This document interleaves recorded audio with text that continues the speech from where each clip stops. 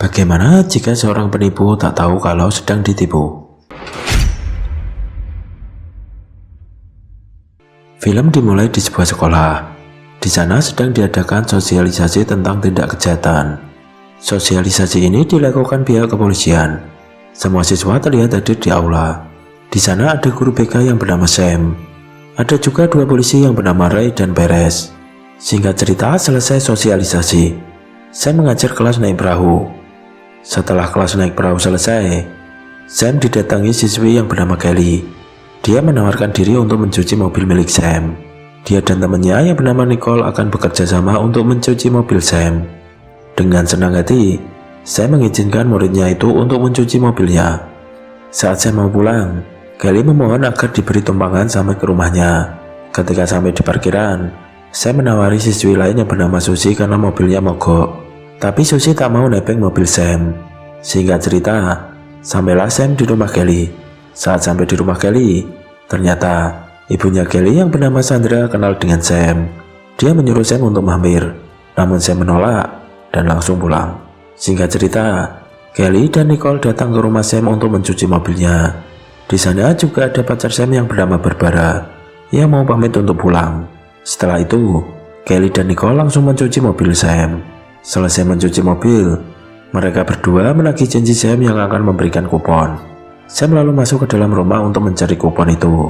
Sedangkan Kelly, dia menyuruh Nicole untuk pergi duluan menunggu kupon dari Sam. Setelah Nicole pergi, Kelly masuk ke dalam rumah dengan badan basah kuyup. Sam sendiri sudah menemukan kupon yang ia janjikan.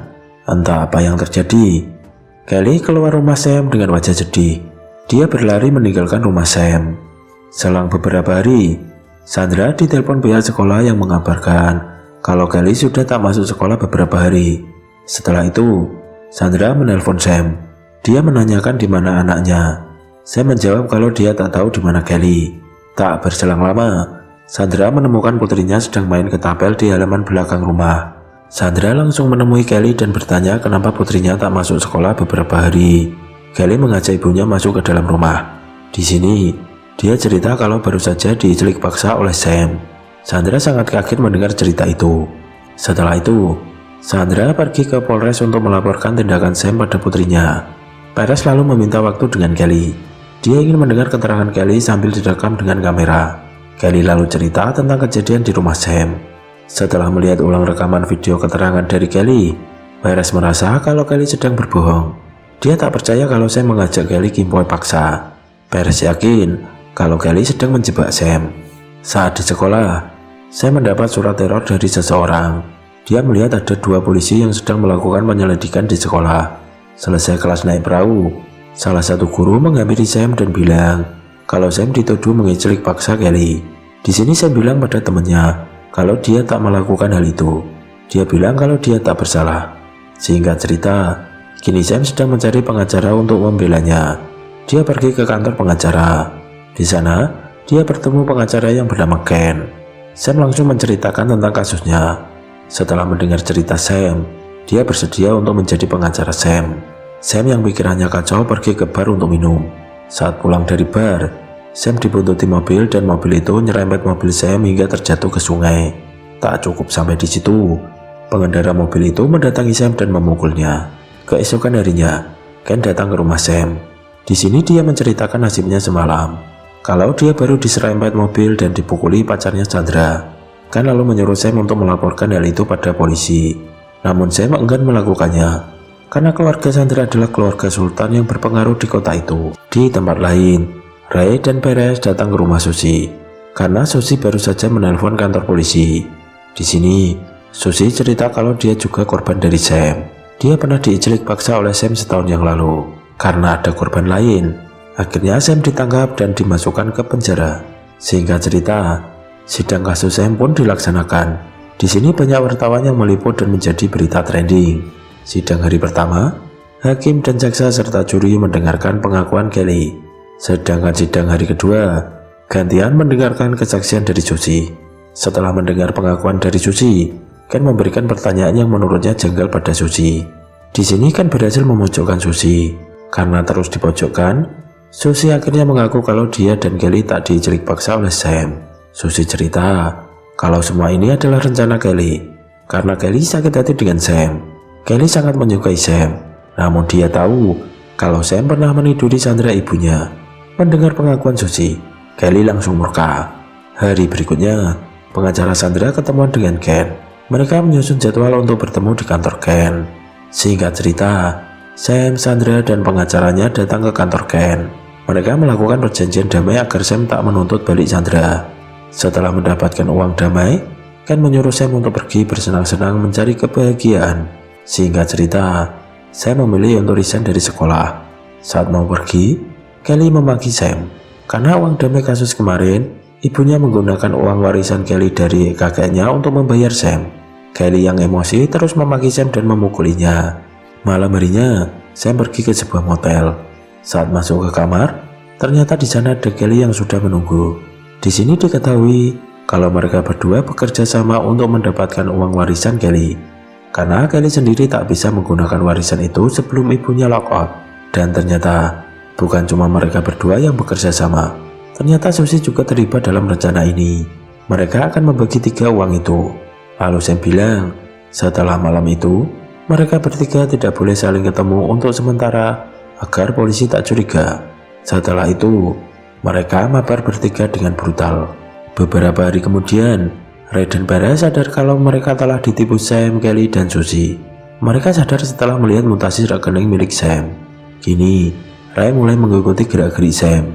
Dia juga mendatangi Kelly yang sedang berenang. Ray menebak kalau mereka bertiga akan hidup bersama. Dia juga bilang, tak mungkin hubungan bertiga akan berhasil. Dia menebak kalau Sam punya rencana untuk menghabisi Suzy. Karena Sam dan Kelly saling mencintai. Di sini Kelly tak menjawab dan pergi meninggalkan Ray. Malam harinya, Ray gantian mendatangi Suzy. Di sini, Ray menunjukkan mutasi rekening Sam. Dia sudah memindahkan semua uangnya ke bank luar negeri. Dia juga sudah menyewa rumah dan juga kapal. Ray mengingatkan Suzy untuk berhati-hati dengan Sam dan Kelly. Karena mungkin saja mereka akan menghabisi Suzy. Setelah Ray pergi, Suzy langsung menelpon Sam. Namun nomornya tak aktif. Setelah itu, Suzy pergi menemui Kelly. Di sini Kelly marah karena Suzy nekat nelpon Sam.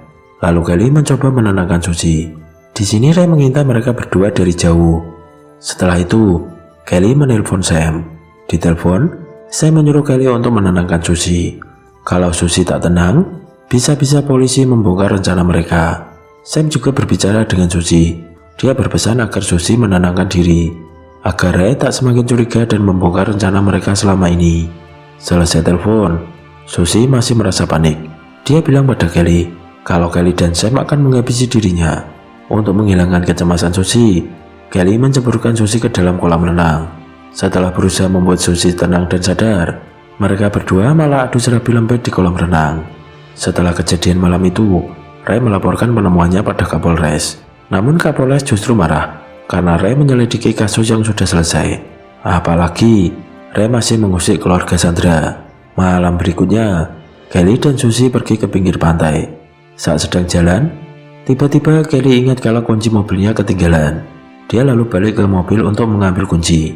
Ternyata Sam juga ada di tempat itu. Di sini Suzy dalam keadaan mabuk. Sam langsung melancarkan sepik-sepik iblisnya. Sam juga menyuruh Kelly untuk mengambilkan selimut di mobil.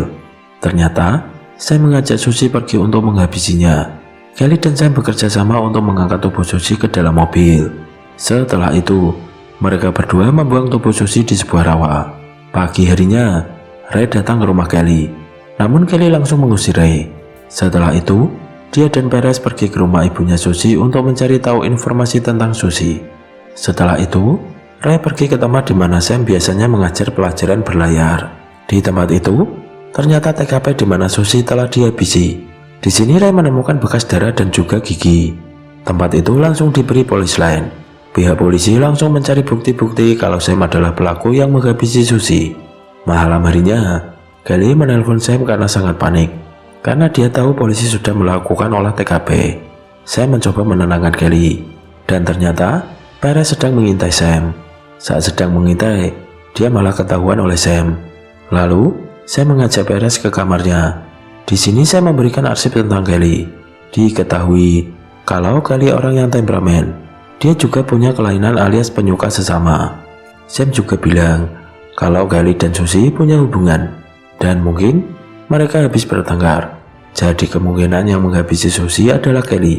Setelah itu, Sam pamit karena dia akan pergi. Perez lalu menelpon Ray. Dia bilang kalau dia menemukan informasi yang Ray tak tahu. Dia bilang kemungkinan besar Kapolres benar kalau pelakunya bukanlah Sam. Ray masih tak percaya dengan informasi Perez. Dia lalu pergi ke rumah Kelly. Di sini, Kelly dan Ray langsung baku hantam. Ray keluar dari ruangan dengan kondisi tangan tertembak. Ray langsung balik ke Polres. Di sana, dia menceritakan apa yang terjadi. Dia cerita kalau awalnya dia ditembak Kelly, dan untuk membela diri, dia balas menembak Kelly hingga lockout. Setelah kejadian itu, Ray disidang militer dan dipecat dari kepolisian. Scene lalu berpindah di pantai, di mana Sam sedang bersantai. Lalu Sam balik ke kamar. Saat mau ke kamar mandi, dia dikejutkan dengan kedatangan Ray. Dan ternyata Ray juga ambil bagian dalam semua rencana ini. Di sini Sam bilang kalau dia baru bisa mentransfer uang pada Ray setelah 2 hari. Ray sedikit curiga pada Sam. Lalu Sam mengajak Ray untuk mencoba kapal yang baru dia beli. Singkat cerita, mereka berdua berlayar untuk mencoba kapal baru. Saat sedang berlayar, Sam menyuruh Ray untuk memutar layar kapal. Namun ternyata layar itu macet. Lalu Sam menyuruh Ray untuk mengecek tali mana yang membuat layar nyangkut. Ray mengikuti perintah Sam. Dia mengecek ke bagian bawah kapal. Saat Ray sedang mengecek, dengan sengaja Sam membanting kemudi kapal dan membuat Ray jatuh ke laut. Sam lalu mengecek dan memastikan kalau Ray sudah terjatuh. Namun ternyata Ray masih selamat dan bisa naik ke kapal lagi. Ray langsung mengajak Sam untuk baku hantam. Saat mereka baku hantam, seseorang menembak kaki Ray. Dan ternyata orang itu adalah Susie. Ray kaget karena mengira Susie telah lockout. Susie lalu menembak Ray beberapa kali hingga akhirnya Ray jatuh ke laut. Setelah Ray tersingkir, Susie memberikan minuman pada Sam. Dia merayu Sam untuk mengajarinya mengemudikan kapal. Namun Sam bilang kalau dia ingin berlayar santai dahulu. Dan tiba-tiba Sam merasakan sakit di perutnya. Ternyata Sam telah diracuni oleh Susie. Lalu Susie menggunakan layar kapal untuk menghabisi Sam dan membuang Sam ke laut. Di tempat lain, Perez datang menemui ibunya Susie. Di sini diketahui kalau Sandra dan Susie masih bersaudara karena dulu ayah Sandra menghamili orang dan Kelly adalah keponakan Susie. Di akhir film diketahui kalau sejak awal Susie yang menjadi dalang dari rencana ini. Dia ingin mendapatkan uang warisan dari ayahnya alias kakek Kelly. Dia yang mengatur semuanya, mulai dari pertemuan Sam dengan Kelly hingga menggunakan Ray sebagai aktor pendukung. Susie juga bekerja sama dengan Ken. Dan film pun selesai. Pesan dari film ini adalah semua bisa dilakukan hanya untuk mendapatkan uang warisan. See you, jangan lupa subscribe dan jangan lupa bahagia.